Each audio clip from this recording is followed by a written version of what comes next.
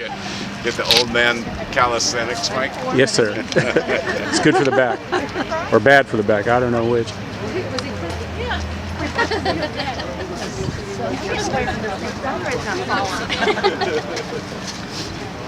All right, so one of the things that's interesting about pedestrian malls is that the businesses at the end tend to do better, right? Because they're closer to how the access of how people can get to them.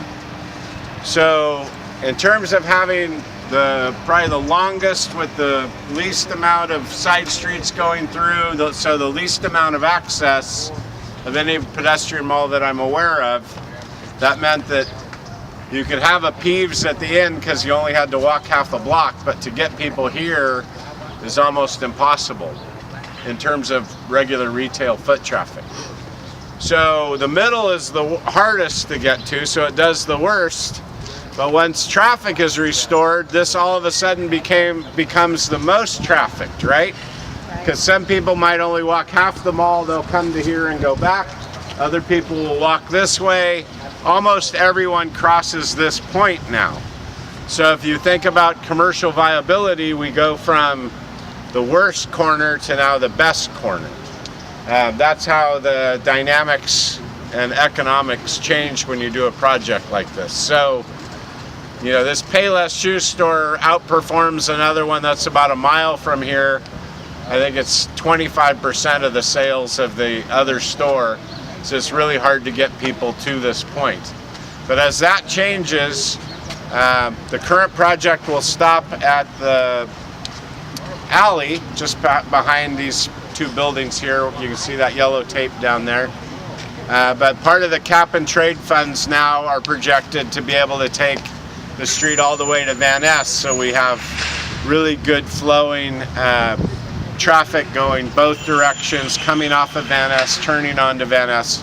It really changes everything here. So we go from the worst to the first on this, and we would expect these businesses to do much better, bring new businesses in. At some point it would even be nice to see someone buy this building and maybe go up a few floors on the corners. This is the Mariposa Mall, so it's not being touched during this project. But again, the cap and trade funds are going to be used to restore this as a really nice central gathering place. There'll be some community input for a variety of sort of useful arts projects, like artistic ways to do shade and cooling and things like that, interactive art with kids. Those kinds of things will be out for a proposal. We got a National Endowment of the Arts grant. It wasn't going to be nearly enough to fund the project, but the Cap and Trade Fund should be able to do this.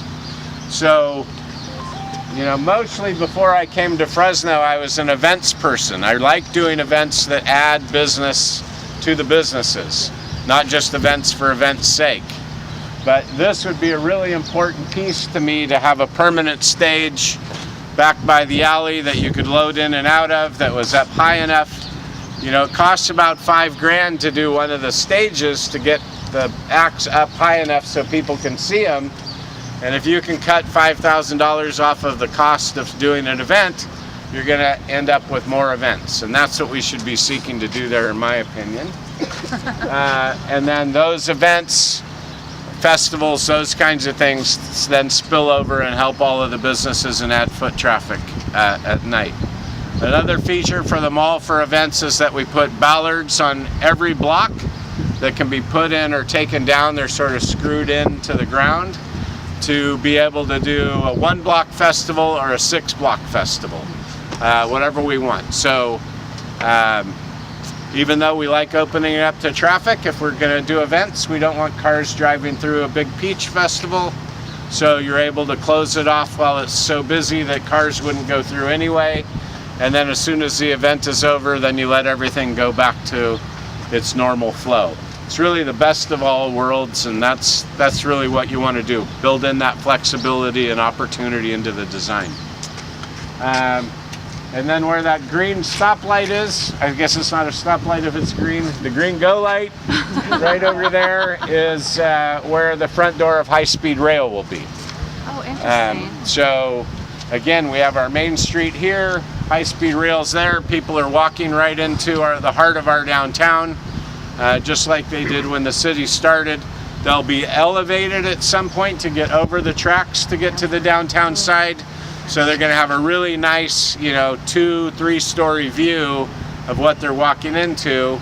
And hopefully our efforts have paid off by then, and there's a lot of activity here, so people are kind of drawn in to participate. And we like visitors because you always spend more money when you go out of town, right? Yeah. So we want them to come here and spend more money along with us. The other thing that's happening on the other side that's exciting is they're building an at-grade crossing of Van Ness. What that means is you don't have to go into the underground tunnel. You can just walk across the street with a signal light, and that's going to be really good for business over here too, because people don't like that. The buses were in the way. They're having to illegally cross. It used to be a one-way street, now a two-way street, running across the street. Just a mess. So again, you want to make things as good for pedestrians as possible. If you were to walk over there afterward, you can see all of the rebar put in to make that crossing work. And then on sort of the other side will be bus rapid transit. So it'll connect North Fresno all the way out Ventura to Southeast Fresno. And we'll have 10-minute buses instead of 30-minute buses. So it becomes a more reliable transportation source, and they'll be dropping off right there. So we wanted them to be a little bit apart so people could ride bus rapid transit and get to high-speed rail and back, but they're going to cross this main intersection since this is really the corner of Main and Main for us. And they're kind of filling in that tunnel, is that right?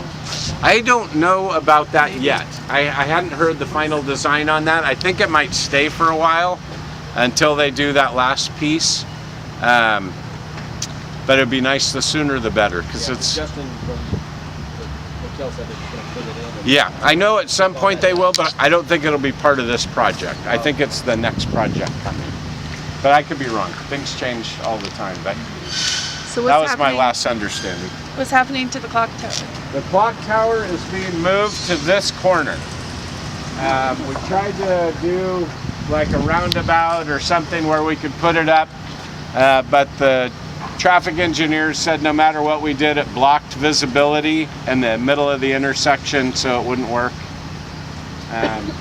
I just keep asking for opinions till I got the answer I wanted, but the ones that we asked said it wouldn't work.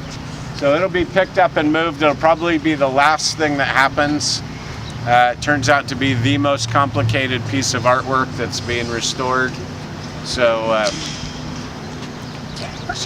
that'll be it. And then the Renoir will be out on this corner, this bulb out you can see being developed out in front of Payless Shoes. Right? Just like in Paris. All right. Not in front of our beautiful Pacific Southwest, okay. We're in front of Payless Shoes. Any other questions here? The stage is going to go up here. Will there be seating for people, or is it a standing room event? Is it an outdoor stage or indoor stage? So we have the ability on the entire mall to add seating and take seating away again based on events. So this stage is unfortunately low. So it doesn't get used really, because if a row, if these guys back here are standing in the front row, no one can see behind them. That's why they keep renting $5,000 stages that are this high. So I would say the layout of this whole square is kind of bizarre and not very event friendly. So it should get completely redesigned, and I'm sure that stage won't be part of it, because it takes up a lot of space. But the idea for me would be to have seating out here all the time, so that it would be additional seating and restaurants could come and people could grab food and go sit out here. But really it should be programmed with, Woodward Park Shakespeare should be doing stuff here, concerts, movies, and then of course sort of seating the festivals here as well. All right.